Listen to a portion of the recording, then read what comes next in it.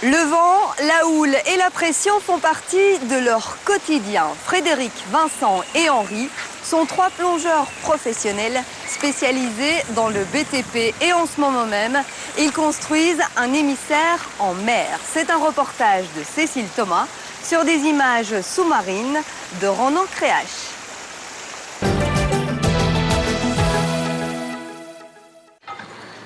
« 6h30 du matin au port de Saint-Leu, tout est tranquille. Dans un coin, une équipe de 3 plongeurs prépare son matériel. Des bouteilles, ça c'est normal. Une masse et une centrale hydraulique, ça c'est moins classique.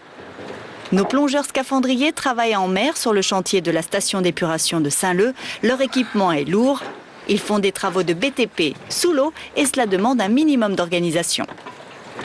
Ce qu'on fait tous les matins, c'est qu'une fois que tout le matériel est chargé, on fait un essai de fonctionnement pour être sûr qu'il n'y ait pas de soucis mécaniques, parce qu'une fois qu'on est en mer, c'est un peu plus compliqué pour réparer, pour régler les petits problèmes techniques. Voilà. Frédéric, Henri et Vincent installent ce qu'on appelle un émissaire, un tuyau d'évacuation en mer de l'eau traitée à la station d'épuration. Le chantier a débuté en février-mars de cette année et doit se terminer en novembre prochain. On doit poser 300 mètres, là on doit être à peu près à 200 mètres. Et là on rajoute en fait des berceaux sur les tronçons qu'on n'a pas mis parce qu'on va en avançant au plus vite. C'est-à-dire qu'on pose un maximum de tuyaux et quand la mer le permet, on avance et quand la mer est un petit peu plus mauvaise comme aujourd'hui, en fait on rattrape le travail qu'on n'a pas fait en amont. Donc on rajoute tout ce qui nous manque. Voilà. Il faut faire avec la météo plutôt capricieuse entre Saint-Leu et l'étang salé. C'est sûr, nos spécialistes ont le pied marin et sont habitués à travailler dans des conditions parfois difficiles. Quand la mer était démontée et qu'il fallait quand même aller travailler pour faire avancer le chantier, donc ouais, il y a eu des moments qui étaient vraiment difficiles. Notamment il y a une semaine ou deux où la mer s'est levée en l'espace d'un quart d'heure, on s'est retrouvé avec des creux de 4 mètres ici.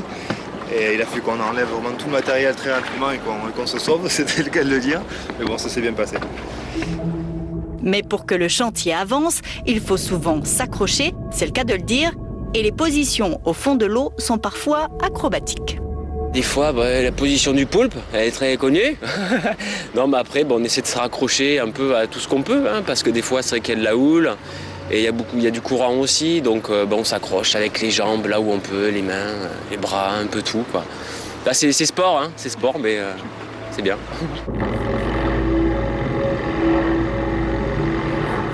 C'est comparable à tous les gestes qu'on peut faire dans le BTP sur Terre, en fait. On fait du marteau-piqueur, donc après c'est juste le matériel qui est adapté en fait à l'eau, quoi, sous l'eau. Ça peut être du marteau-piqueur, on peut faire du ciment aussi, du découpage. C'est juste le matériel qui s'adapte en fait. Cette fois, l'équipe n'a pas à plonger trop profond pour travailler, entre 10 et 20 mètres.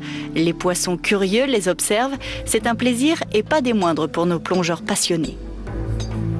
Ça nous arrive de travailler dans des endroits assez jolis comme à Saint-Leu notamment.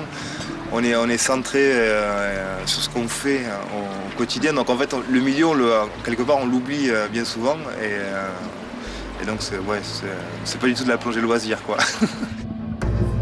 Frédéric fait de la plongée depuis qu'il est petit. Impossible de s'improviser scaphandrier. Comme ses collègues, il a suivi une formation spécifique. C'est une formation qui dure sur 8 semaines. Et, ça s'appelle en classe 2 de scaphandrier. Alors il y a plusieurs domaines en fait en plongée professionnelle. Il y a plusieurs niveaux surtout. En fait, il y a le classe 1 B qu'on appelle, qui est plus orienté archéologie. Ensuite, il y a le classe 1A qui est plus orienté pour les travaux sous-marins. Vincent, lui aussi, a toujours aimé l'eau pour le loisir, puis pour y travailler. Ce métier de scaphandrier lui a permis de visiter les fonds marins un peu partout sur la planète. J'ai passé mes niveaux de plongée en Bretagne. J'ai passé un premier diplôme professionnel qui s'appelle le classe 1B. C'est un diplôme qui permet de faire de l'expertise sous-marine avec l'aide de supports vidéo et photos. Donc j'ai commencé à travailler avec ça un peu au Maroc, en Polynésie, en Nouvelle-Calédonie. Leur diplôme leur permet en effet d'effectuer divers travaux. Quand ils ne posent pas de tuyaux, ils réparent des bateaux. On fait pas mal d'expertise, photo-vidéo, sur les bateaux notamment.